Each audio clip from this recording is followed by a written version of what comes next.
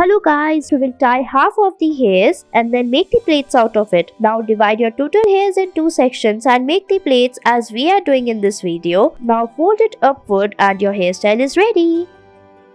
Next, we will take few sections of the hairs and divide it into two parts. Now using the rubber band, fix the hairs upwards one by one and slowly as we are doing in this video. As we are making a flower at the top by fixing it, so perform this step very carefully. Tie it using a rubber band and your flower is ready. I hope you liked it.